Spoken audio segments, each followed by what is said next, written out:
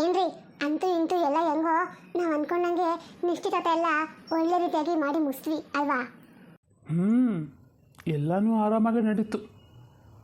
ಅದ್ಯಾಕ್ರಿ ಹಂಗಂತಿದ್ದೀರಲ್ಲ, ನಿಮಗೆ ಖುಷಿ ಆಗಿಲ್ವಾ?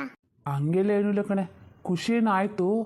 ಆದರೆ ನಿಂಗೆ ಹೆಂಗೆ ಹೇಳೋದು ನಾನು? ಅಯ್ಯೋ ಹೇಳಿ, ಅದಕ್ಕೇನಂತೆ? ಅದು ಮೈನಲ್ಲಿ ರಂಗಮ್ಮಜ್ಜಿ ಇದ್ದಾರಾ ಅಥವಾ ಆಚೆ ಎಲ್ಲ ಹೋಗಿದ್ದಾರಾ? ಇಲ್ಲಪ್ಪ, ಅಜ್ಜಿ ಎಲ್ಲ ಆಚೆ ಹೋಗಿದ್ದಾರೆ. ಅದೇನಂತ ಹೇಳಿ ಪರವಾಗಿಲ್ಲ, ಅದೇ ಅಷ್ಟೊಂದು ಸಂಕೋಚ ಪಡ್ಕೊತಿದ್ದೀರಲ್ಲ. ಅದೇನಂದರೆ ಈ ಮದುವೆ ಮಾಡ್ತಾರೋದು ಯಾಕೋ ರಂಗಮ್ಮಜ್ಜಿಗೆ ಇಷ್ಟ ಇಲ್ಲ ಅಂತ ಅನಿಸುತ್ತೆ. ಯಾಕೆಂದ್ರೆ ಅವ್ರು ಬಂದಾಗೆಲ್ಲ ನಾನು ಒಂದೇ ಮಾತು, ನನಗೊಂದು ಮಾತು ಹೇಳಿಲ್ಲ ಯಾಕೆ ಯಾಕೆ ಅಂತ. ಅಲ್ಲ, ನೀವು ಇದನ್ನು ಗಮನಿಸಿದ್ರಾ? ಅಯ್ಯೋ ಅಪ್ಪ, ನೀವು ಅದಕ್ಕೆ ಇಷ್ಟೊಂದು ತಲೆ ಕಟ್ಕೊಂಡಿದ್ದೀರಾ? ಅಲ್ಲ, ಇಷ್ಟಕ್ಕೂ ಅಜ್ಜಿ ಯಾರು? ಅವ್ರ ಮಾತಿಗೆ ನಾವು ಯಾಕೆ ಅಷ್ಟೊಂದು ಬೆಲೆ ಕೊಡಬೇಕು? ನನಗೆ ಅರ್ಥ ಆಗ್ತಾ ಇಲ್ಲಪ್ಪ. ಅಲ್ಲ ಅಪ್ಪ, ನೀವು ಅವ್ರ ಮಾತ್ರ ಇಷ್ಟೊಂದು ತಲೆ ಕಟ್ಸ್ಕೊಂಡಿದ್ದೀರಾ? ಅಲ್ಲ, ಇಷ್ಟಕ್ಕೂ ಅವ್ರು ಯಾರು? ಅವ್ರ ಮಾತಿಗೆ ನಾವು ಯಾಕೆ ಅಷ್ಟೊಂದು ಬೆಲೆ ಕೊಡಬೇಕು? ನನಗೆ ಇದು ಅರ್ಥ ಆಗ್ತಾನೆ ಇಲ್ಲಪ್ಪ. ನೋಡಪ್ಪ ಮಗನೇ, ಹಂಗೆಲ್ಲ ಮಾತಾಡಬಾರ್ದು. ಅವ್ರು ಯಾರು ಅಂತ ಕೇಳ್ತಿಯಲ್ಲ, ಅವರು ನಮ್ಮೆಲ್ಲರಿಗಿಂತ ಹಿಡಿತಾಳೆ. ಅಂದರೆ ನಮ್ಮ ಮನೆಗಳಿಗೆಲ್ಲ ಅವರೇ ದೊಡ್ಡವರು ಕಣೋ. ಪಾಪ ಎಷ್ಟು ಒಳ್ಳೆಯವ್ರು ಗೊತ್ತಾ? ನಮ್ಮೆಲ್ಲರಿಗೋಸ್ಕರ ನಮ್ಮ ಮದುವೆನೂ ಆಗ್ತಲೆ, ಬರೀ ನಮ್ಮನ್ನು ನೋಡ್ಕೊಂಡೆ ಜೀವನ ಸಾಗಿಸ್ಬಿಟ್ಟಿದ್ದಾರೆ. ಅವ್ರಿಗೆ ಎಷ್ಟು ವಯಸ್ಸಾಗಿದೆ ಗೊತ್ತಾ ನಿಮಗೆ? 112 ವರ್ಷ ಅವ್ರಿಗೆ. ಹಾಂ, ಏನಮ್ಮ, ಆ ಅಜ್ಜಿಗೆ 112 ವರ್ಷ ಆಗಿದೆಯಾ? ಕಮಲು, 12 ಅಲ್ಲ ಕಣೆ, 102. ಹಾಂ 102. ಆದ್ರೂ ಗ್ರೇಟ್ ಅಲ್ವಾ ಅಪ್ಪ. ಅವ್ರಿಗೆ ನಮ್ಮ ಸಂಬಂಧ ಏನಾಗಬೇಕು? ಸಂಬಂಧ ಅಂದರೆ ನನ್ನ ಕಡೆ ಸಂಬಂಧ ಅಲ್ಲಪ್ಪ, ನಿಮ್ಮ ಅಮ್ಮನ ಕಡೆ ಸಂಬಂಧ. ಅದು ಏನು ಸಂಬಂಧ ಆಗ್ತದೆ ಅಂತ ನನಗೂ ಗೊತ್ತಿಲ್ಲ. ಒಟ್ಟಿನಲ್ಲಿ ಎಲ್ಲರೂ ಅಜ್ಜಿ ಅಜ್ಜಿ ಅಂತ ಕರೀತಾರೆ, ಅಷ್ಟೇ ಗೊತ್ತು ನನಗೆ. ಅದು ನಮ್ಮ ಅಪ್ಪ ಇದ್ದಾರಲ್ಲ, ಅವರಿಗೆ ಅತ್ತೆನೂ ಏನೋ ಆಗಬೇಕು ಅಂತ ಅಷ್ಟೇ ನಂಗೆ ಗೊತ್ತಿರೋದು. ಒಳ್ಳೆ ಕರ್ಮ ಆಯಿತು. ಅವ್ರು ನಮ್ಗೆ ಏನು ಸಂಬಂಧ ಆಗಬೇಕು ಅಂತಲೇ ಗೊತ್ತಿಲ್ಲ, ಅವ್ರ ಮಾತಿಗೆ ಇಷ್ಟೊಂದು ಬೆಲೆ ಕೊಟ್ಕೊಂಡು. ಅಪ್ಪ, ಹೋದ್ರೋಗ್ಲಿ ಬಿಡಿ, ಅಷ್ಟೊಂದು ತಲೆ ಕೆಡಿಸ್ಕೊಬೇಡಿ. ಇವಾಗ ಎಂಗೇಜ್ಮೆಂಟ್ ಎಲ್ಲ ಚೆನ್ನಾಗಾಯ್ತಲ್ಲ, ಮದುವೆಗಿನ್ನೂ ತುಂಬ ದಿನ ಬಾಕಿ ಉಳಿದಿಲ್ಲ, ಮುಂದೆ ಆಗೋ ಕೆಲಸ ನೋಡೋಣ. ಆಯ್ತಪ್ಪ ಮಗನೆ. ಅಂದಂಗೆ ಅಂಗಡಿ ಬಗ್ಗೆ ಏನು ಹೇಳಿದ್ಯಲ್ಲ, ಹೋಗಿ ನೋಡಿದ್ಯಾ? ಅಯ್ಯೋ ಹೌದು ಅಪ್ಪ, ಈ ಎಂಗೇಜ್ಮೆಂಟ್ ಬ್ಯುಸಿಯಲ್ಲಿ ಆ ಕಡೆಗೆ ಹೋಗೋಕ್ಕೆ ಆಗಿಲ್ಲ. ಒಂದು ಕೆಲಸ ಮಾಡಲಾ, ನಾನು ಇವತ್ತು ಹೋಗಿ ನೋಡ್ಕೊಬರಲಾ? ನೀವು ಫ್ರೀ ಆಗಿದ್ರೆ ಬನ್ನಿ ಅಪ್ಪ, ಇಬ್ಬರು ಹೋಗಿ ಎಲ್ಲ ಮಾತುಕತೆ ಮುಗಿಸ್ಕೊಬರೋಣ. ಊರಿ ಹಾಗೆ ಮಾಡಿ. ಸರಿ ನಡಿ. ನಮಸ್ತೆ ಸರ್, ಇವ್ರು ನಮ್ಮಪ್ಪ. ಹಾಂ ಸರ್, ನಮಸ್ತೆ. ಅಂದಂಗೆ ಅಂಗಡಿ ಎಲ್ಲ ನೋಡಿದ್ರಾ? ನಿಮ್ಗೆ ಅಂಗಡಿ ಬಗ್ಗೆ ಏನು ಅನಿಸ್ತು? ಹಾಂ ಸರ್, ಅಂಗಡಿ ತುಂಬ ಚೆನ್ನಾಗಿದೆ, ವಿಶಾಲವಾಗಿದೆ. ಅಂಗಡಿ ಅಂದರೆ ರೋಡು ಸೈಡಿಗೆ ಇದೆ, ಅಂದಂಗೆ ಒಳ್ಳೆ ವ್ಯಾಪಾರನೂ ಆಗುತ್ತೆ, ಏನು ತೊಂದರೆ ಇಲ್ಲ. ಸರಿ ಸರ್, ನಿಮಗೆಲ್ಲ ಇಷ್ಟ ಆಗಿದ್ದರೆ ರೇಟ್ ಬಗ್ಗೆ ಮಾತಾಡೋಣವಾ? ಹಾಂ ಸರ್, ಮಾತಾಡೋಣ. ಆದರೆ ನೀವು ಒಂದೇ ರೇಟಲ್ಲಿ ಇದ್ರಲ್ಲ, ಸ್ವಲ್ಪ ಹಂಗೆ ಮಾತಾಡಿ. ನೋಡಿ ಸರ್, ನನಗೆ ಅಂಗಡಿ ಮಾಡೋಕ್ಕೆ ಸ್ವಲ್ಪನೂ ಇಷ್ಟ ಇಲ್ಲ. ಅದು ನೀವು ತೊಗೊಳ್ತಾ ಅನ್ನೋ ಕಾರಣಕ್ಕಷ್ಟೇ ನಾನು ಕೊಡ್ತಾಯಿದ್ದೀನಿ. ನಿಮ್ಮ ಬಗ್ಗೆ ನಾನು ತುಂಬ ಕೇಳಿದ್ದೀನಿ ಊರಲ್ಲಿ, ಹಾಗಾಗಿ ನಿಮ್ಮನ್ನು ಬಿಟ್ಟು ಬೇರೆ ಯಾರಿಗೂ ನಾವು ಕೊಡೋಕೆ ಒಪ್ಕೊಳ್ಳಲ್ಲ. ಅದು ಅಲ್ಲದೆ ನನಗೆ ಮಾರೋಕ್ಕೆ ಕಾರಣವೇ ಇಲ್ಲ. ನೋಡಿ, ನನಗೆ ಅದು ಒಬ್ಬಳೇ ಮಗಳು, ಅವಳು ಮದುವೆ ಆಗಿ ಅಮೇರಿಕಾಗೆ ಹೊಂಟೋದ್ಲು. ಇನ್ನಿರೋದು ನಾನು ಹೆಂಡತಿ ಇಬ್ಬರೇ. ಹಾಗಾಗಿ ಈ ಊರಲ್ಲಿ ಯಾಕೆ ಇರಬೇಕು, ನಮ್ಮ ಹುಟ್ಟಿದ್ರು ಹೊಂಟೋಗೋಣ ಅಂತ ನಾವು ಹೋಗ್ತಾ ಇದ್ದೀವಿ. ನಮ್ಮ ಮಗಳನ್ನ ಮದುವೆ ಆಗೋ ಅಳಿನ ಕೈಯಲ್ಲಿ ಅಂಗಡಿ ಕೊಡೋಣ ಅಂತ ಅಂದ್ಕೊಂಡಿದ್ವಿ. ಆದರೆ ಅವ್ರಿಗೆ ಈ ಕಡೆ ಬಂದು ಈ ಬಿಸ್ನೆಸ್ ಮಾಡೋಕ್ಕೆ ಇಷ್ಟ ಇಲ್ಲ. ಅವರು ಬೇರೆ ದೇಶದಲ್ಲಿರೋ ಕಾರಣಕ್ಕೆ ಅವ್ರು ಅಲ್ಲೇ ಇರ್ತೀವಿ ಅಂತ ಒಪ್ಕೊಂಡ್ಬಿಟ್ರು. ಹಾಗಾಗಿ ನನಗೆ ವಯಸ್ಸಾಗ್ತಾ ಬರ್ತಾ ಇದೆಯಲ್ಲ, ಹಾಗಾಗಿ ಬೇಡ ಸಾಕು, ಇನ್ನು ಜೀವನದಲ್ಲಿ ಇನ್ನೇನು ಕೆಲಸ ಮಾಡೋದು ಅಂತ ಅಂದ್ಕೊಂಡು ಸುಮ್ಮನೆ ಆಗಿಬಿಟ್ಟಿದ್ದೀನಿ. ಅದನ್ನು ಬಿಟ್ಟರೆ ಈ ಅಂಗಡಿ ಮಾರೋಕ್ಕೆ ನಿಜ ಹೇಳ್ತಾಯಿದ್ದೀನಿ, ನಂಗೆ ಸ್ವಲ್ಪನೂ ಇಷ್ಟ ಇಲ್ಲ. ಅಯ್ಯೋ ಸರ್, ನೀವು ಇದ್ರ ಬಗ್ಗೆ ಏನೂ ಯೋಚನೆ ಮಾಡೋಕೆ ಹೋಗಬೇಡಿ. ನೀವು ಈ ಅಂಗಡಿನ ಹೇಗೆ ನೋಡ್ಕೊಂಡಿದ್ದೀರೋ ಇದಕ್ಕಿಂತ ಚೆನ್ನಾಗಿ ನಾನು ನೋಡ್ಕೊತೀನಿ. ಗೊತ್ತು ಸರ್, ನನಗೆ ಆ ನಂಬಿಕೆ ನಿಮ್ಮ ಮೇಲಿದೆ. ಹಾಂ, ಸಂತೋಷ ಸರ್. ನೀವು ನಮ್ಮ ಮೇಲೆ ಇಷ್ಟೊಂದು ಗೌರವ ಇಟ್ಕೊಂಡಿದ್ದೀರಲ್ಲ, ನನಗೆ ತುಂಬ ಖುಷಿ ಆಯಿತು. ಅಂದಂಗೆ ರೇಟ್ ಬಗ್ಗೆ ಏನು ಹೇಳಿಲ್ವಲ್ಲ?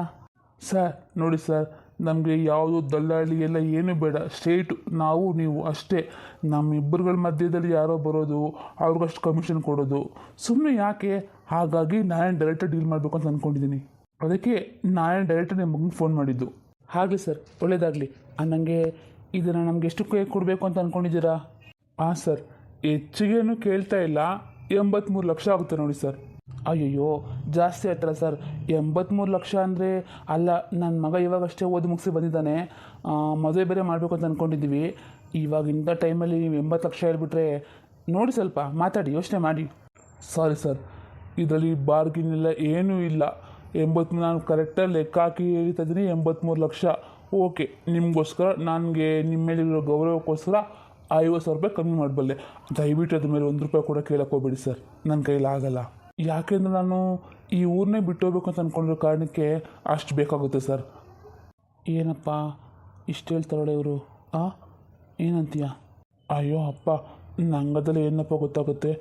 ನೋಡಿ ನೀವೇ, ನಿಮ್ಗೆ ಇಷ್ಟು ಕೊಡ್ಬೋದು ಅಂತ ಅನಿಸಿದ್ರೆ ಅಷ್ಟೇ, ನನಗೆಲ್ಲ ಏನೂ ಗೊತ್ತಾಗಲ್ಲಪ್ಪ ಅದ್ರ ಬಗ್ಗೆ. ಹಂಗಂತೀಯಾ? ತಡಿ.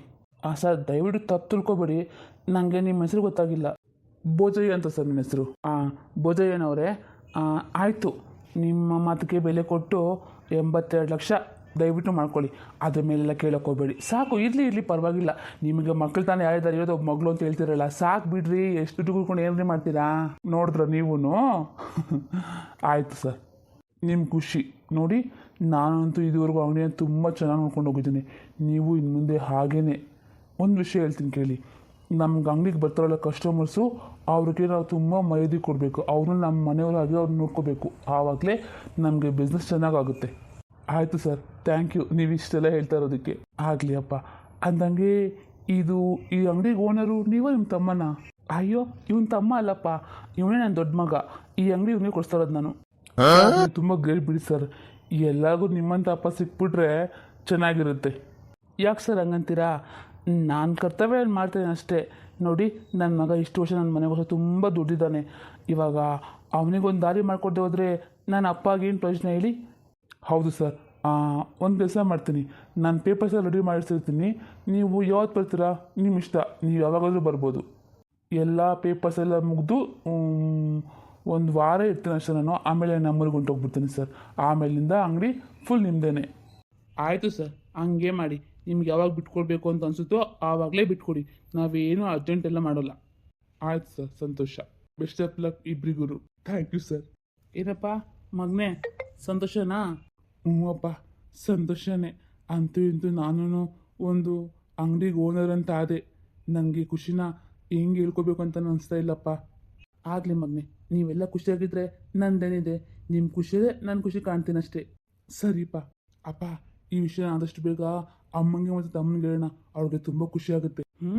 ಅವರಿಬ್ಬರಿಗೆ ಯಾಕೆ, ನೀನು ಎಂತಿಗೂ ಹೇಳು, ಅವ್ಳಿಗೂ ತುಂಬ ಖುಷಿ ಆಗುತ್ತೆ. ಹ್ಞೂ ಅಪ್ಪ. ಸರಿ, ಬಾ ಹೋಗೋಣ. ಅಪ್ಪ, ಇಷ್ಟು ದೊಡ್ಡ ಅಂಗಡಿಗೆ ನಾನೇ ಓನರು. ಅಮ್ಮ, ನೆನೆಸ್ಕೊತ ಇದ್ರೆ ಎಷ್ಟು ಖುಷಿ ಆಗ್ತಿದೆ ಅಂದರೆ ನಿಜ. ನಾವು 4 ಜನ ಸಂಪಾದನೆ ಮಾಡಿ ಸಂಬಳ ಕೊಡ್ತೀವಲ್ಲ, ಅದಕ್ಕಿಂತಲೂ ಖುಷಿ ಬೇರೆ ಯಾವುದೂ ಇಲ್ಲ. ಅದೇ ಅಕ್ಕ, ಇದೇನೆ ಬಟ್ಟೆ ಫುಲ್ ಚೇಂಜ್ ಮಾಡ್ಕೊಂಡ್ಬಿಟ್ಟಿದ್ಯಾ? ಅಷ್ಟು ಅರ್ಜೆಂಟ್ ಆಗುತ್ತೆ ನಿನಗೆ? ಸರಿ, ಹೋಗ್ಲಿ ಬಿಡು, ನಿಂಗೆ ಸುಸ್ತಾಗಿರುತ್ತಲ್ಲ ಪಾಪ. ಅಕ್ಕ, ಅದೇನಾದ್ರೂ ಹೋಗ್ಲಿ, ನೀನು ಯಾಕೆ ಇವತ್ತು ತುಂಬ ಡಲ್ ಆಗಿದೆಯಲ್ಲ? ಏನು ಸಮಸ್ಯೆ ಆಗ್ತಿದ್ಯಾ ಅಕ್ಕ? ಅಕ್ಕ, ಯಾಕೆ ಸಕ್ಕಿದ್ಯಾ? ಮದುವೆ ಆಗ್ತಾಯಿದ್ದೀನಿ ಅಂತ ನಿಂಗೆ ಬೇಜಾರಾಗ್ತಿದ್ಯಾ? ತಾನು ನಾನು ನಿಂಗೊಂದು ಕೇಳ್ತೀನಿ, ನೀನು ಸರಿ ಉತ್ತರ ಕೊಡ್ತೀಯಾ? ಕೇಳು. ಅದೇನೂ ಇಲ್ಲ, ಒಂದು ವೇಳೆ ನಾನು ಈ ಮದುವೆ ಆಗಲ್ಲ ಅಂದರೆ ನೀನು ಅವಾಗ ಏನು ಮಾಡ್ತೀಯಾ? ಏನು, ನೀನು ಮದುವೆ ಆಗಲ್ಲ ಅಂತಂತೀಯ? ಏನಾಯ್ತಕ್ಕ ನಿನಗೆ? ಅಲ್ಲ, ಮದುವೆ ಆಗಲ್ಲ ಅನ್ನೋದಾಗಿದ್ರೆ ನಿನ್ನ ಮೊದಲೇ ಅಂತಿದ್ದೆ. ಇವಾಗ ಎಲ್ಲ ರೆಡಿ ಆದ್ಮೇಲೆ ಯಾಕೆ ಹೇಳ್ತೀಯಾ? ನೀನು ತಮಾಷೆ ಮಾಡ್ತಿದ್ಯಾ? ಓಹೋ, ನನಗೆ ಗೊತ್ತಾಯ್ತು ಇವಾಗ. ನಾನು ಮದುವೆ ಮಾಡ್ಕೊಂಡು ಹೋಗ್ಬಿಡ್ತೇನಲ್ಲ, ಪಾಪ ನನ್ನ ತಂಗಿ ಒಬ್ಬಳೇ ಹೇಗಿರ್ತಾಳೋ ಅಂತ ನೀನು ಯೋಚನೆ ಮಾಡ್ತಿದ್ಯಾ? ಅಯ್ಯೋ ದಡ್ಡಿ, ನೀನು ನನಗೆಲ್ಲ ಏನು ಯೋಚನೆ ಮಾಡಬೇಡ ಕಣೆ, ನಾನು ಆರಾಮಾಗಿರ್ತೀನಿ. ಅಷ್ಟೇ ಅಲ್ಲ, ಅಪ್ಪ ಅಮ್ಮನಿಬ್ಬನೂ ಚೆನ್ನಾಗಿ ನೋಡ್ಕೊತೀನಿ, ಆಯಿತಾ? ಹಂಗಲ್ಲ ಕಣೆ ಹೇಳ್ತಾ ಇರೋದು. ಅದು ಆನೂ ಇಲ್ಲ ಊನೂ ಇಲ್ಲ ಅಷ್ಟೇ. ಅಪ್ಪ, ಇನ್ನೊಂದು ಸ್ವಲ್ಪ ದಿನ ಅಷ್ಟೇ. ಈ ರೂಮ್ ಪೂರ್ತಿ ನನಗೊಬ್ಬಳದೇ ಇರುತ್ತೆ, ನಾನು ಯಾರಿಗೂ ಹಂಚ್ಕೊಳಂಗಿಲ್ಲ. ಅಕ್ಕ, ನಿನ್ನ ಮದುವೆ ಹೋದ್ಮೇಲೆ ಪದೇ ಪದೇ ಬರ್ತೀನಿ ಈ ಮನೆಗೆ. ಕೆಲಸ ಮಾಡು, ನೀನು ಪದೇ ಪದೇ ಬರೋ ಹಾಗಿದ್ರೆ ಮೊದಲೇ ಹೇಳ್ಬಿಡು, ಅಪ್ಪಂಗೆ ಹೇಳ್ಬಿಟ್ಟು ಇನ್ನೊಂದು ರೂಮ್ ಕಟ್ಸ್ಬಿಡ್ತೀನಿ, ಆಯಿತಾ? ಇಲ್ಲ ಅಂದರೆ ಆಮೇಲೆ ಬಂದ್ಮೇಲೆ ತೊಂದರೆ ಕೊಡ್ತೀರಾ ನೀನು ನಿಮ್ಮ ಗಂಡ ಬಂದ್ಬಿಟ್ಟು ನನ್ನ ರೂಮ್ ಬಿಟ್ಕೊಡಿ ಅಂತ. ಆಮೇಲೆ ಮತ್ತೆ ನಾವು ಆಲೋಚನೆ ಮಾಡ್ಕೋಬೇಕು. ತಾನು ನನ್ನ ಮಾತು ಸ್ವಲ್ಪ ಕೇಳ್ತೀಯಾ? ನಾನು ಏನಾದರೂ ಹೇಳ್ಬೇಕು ಅಂತ ಅನ್ಕೋತೀನಿ, ನೀವು ಯಾರು ನಂಗೆ ಸಪೋರ್ಟೇ ಮಾಡಲ್ಲ ಕಣೆ. ಅಕ್ಕ, ಏನಾಯ್ತೆ? ಸರಿ, ಏನು ಹೇಳು. ಅದು ನಾನು ತಾನು ಮನ್ಸ ಅಮ್ಮ ರೂಮ್ ಆಗಿದ್ವಿ, ಬಾ. ಓ, ನೀವಿಬ್ಬರು ಇಲ್ಲೇ ಇದ್ದೀರಾ? ಅಲ್ಲ ಕಣೆ ಮನ್ಸ, ಅಷ್ಟು ಬೇಗ ಬಂದು ಸೇರ್ಕೊಬಿಟ್ಟ ರೂಮ್ಗೆ. ಅದು ಅಲ್ಲದೆ ಅಜ್ಜಿ ನೋಡ್ಕೊಳ್ತಿದ್ದಾರೆ, ರಂಗಮ್ಮಜ್ಜಿ ದೃಷ್ಟಿ ತೆಗಿಬೇಕಂತೆ, ಬಾ. ಅಮ್ಮ ದೃಷ್ಟಿ ನನ್ಗ ಅಕ್ಕಂಗ? ಆಹಾ, ನೀನು ಮದುವೆ ಎಣ್ಣೆನೆ ದೃಷ್ಟಿ ಆಗೋದಕ್ಕೆ ನಿಮ್ಮ ಅಕ್ಕಂಗೆ ದೃಷ್ಟಿ ಆಗೋದು. ನೀನು ದೃಷ್ಟಿಗೊಂಬೆ, ಅದರಲ್ಲಿ ನಿನಗೆ ದೃಷ್ಟಿ ಆಗುತ್ತಂತೆ. ನೋಡಮ್ಮ, ನೀನು ನಂಗೆ ಇವಾಗಲೇನೆ ಚೆನ್ನಾಗಿ ನೋಡ್ಕೋಬೇಕು. ಅಕ್ಕ ಹೇಗಿದ್ದು ಮದುವೆ ಹೋಗ್ತಾವಳೆ, ಇನ್ಮೇಲೆ ನಿಂಗೆ ನಾನೇ ಎಲ್ಲನೂ ಆಯ್ತಾ? ನಂಗೆ ಸುಮ್ಮನೆ ಭಯಂಗಿಲ್ಲ ಇನ್ಮೇಲೆ. ಆಯ್ತಮ್ಮ ಮಹಾರಾಯ್ತಿ, ಆಯಿತು. ಇವಾಗ ನಿಮ್ಮ ಅಕ್ಕಂಗೆ ಜಾಗ ಬಿಡು. ನೋಡು ಪಾಪ ಅವಳ ಮುಖ ದೃಷ್ಟಿ ಆಗಿದ್ದಕ್ಕೆ ಅನಿಸುತ್ತೆ, ಅವಳ ಮುಖ ಸಪ್ಪಗಾಗ್ಬಿಟ್ಟಿದೆ. ಹ್ಞೂ ಅಮ್ಮ, ಇರಬೇಕು ಅನಿಸುತ್ತೆ. ನಮ್ಮ ಅಕ್ಕ ಅವತ್ತು ತುಂಬ ಮುದ್ದ ಕಾಣ್ತಾ ಇದ್ಲಲ್ಲ ಅಮ್ಮ. ನೀನೊಂದು ಅಬ್ಸರ್ವ್ ಮಾಡಿದ್ಯಾ? ಮನೋಜ್ ಬಾವನ್ಗೆ ಅಕ್ಕನ ಮೇಲಿಂದ ಕಣ್ಣು ತೆಗಿಯೋಕೆ ಆಗಲಿಲ್ಲ, ಬರೀ ಅಕ್ಕನ್ನೇ ನೋಡ್ಕೊಂಡಿದ್ಬಿಟ್ಟಿದ್ದ. ಅದಕ್ಕೆ ಅಕ್ಕನ ಇಷ್ಟೊಂದು ದೃಷ್ಟಿ ಆಗಿರೋದು. ಅದಕ್ಕೆ ನೀನು ರಂಗಮ್ಮಜ್ಜಿಗೆ ಹೇಳು, ದೃಷ್ಟಿ ತೆಗಿಬೇಕಾದ್ರೆ ಮನೋಜ್ ಕಣ್ಣು, ಅತ್ತೆ ಮಾವ ಕಣ್ಣು, ಎಲ್ಲರ ಕಣ್ಣು ತೂತು ಅಂತ ದೃಷ್ಟಿ ತೆಗಿ ಕೇಳು. ಆವಾಗ ನಮ್ಮ ಅಕ್ಕ ಚೆನ್ನಾಗಿ ಆಗ್ಬಿಡ್ತಾಳೆ. ಸರಿ ಸರಿ ಬನ್ರಿ ಇಬ್ರು. ಅಕ್ಕ ಬಾ ಹೋಗೋಣ. ನೀನೇನೋ ಹೇಳ್ಬೇಕು ಅಂತಿದ್ಯಲ್ಲ, ಸರಿ ಬಿಡು, ಮತ್ತೊಂದೇನು ಹೇಳಿದ್ರೆ ಆಯ್ತು. ಇವಾಗ ದೃಷ್ಟಿ ತೆಗಿಬೇಕಂತೆ, ಬಾ. ಛೇ, ನಾನು ಏನಾದರೂ ಹೇಳಬೇಕು ಅಂದ್ಕೊಂಡು ಏನಾದರೂ ಒಂದು ಅಡ್ಡಿ ಆಗ್ತಾನೇ ಇದೆ. ಏನು ಮಾಡಲಿ, ಮದುವೆಗೆ ಒಂದು ವಾರ ಅಷ್ಟೇ ಇದೆ. ನಾನು ಹಿಂಗೆ ಸುಮ್ಮನೆ ಇದ್ದರೆ ಮದುವೆ ಮಾಡೇ ಬಿಡ್ತಾರೆ ಅನಿಸುತ್ತೆ. ಇಲ್ಲ, ಅಷ್ಟರೊಳಗೆ ನಾನು ಎಲ್ಲರಿಗೂ ವಿಷಯ ಹೇಳಲೇಬೇಕು. ನಾನು ಇವಾಗ ಹೇಳಿದ್ರೆ ಚೆನ್ನಾಗಿರುತ್ತಾ? ಅಪ್ಪ ಸಿಟ್ಟು ಬಂದು ನನಗೆ ಹೊಡೆದ್ಬಿಟ್ರೆ, ಅಮ್ಮ ಬೈದರೆ ಇಷ್ಟು ದಿನ ಯಾಕೆ ಹೇಳಿಲ್ಲ ಅಂತ. ಅದು ಅಲ್ಲದೆ ನಮಗೂ ಅವ್ರಿಗೆ ಆಗೋದಿಲ್ವಂತಲ್ಲ.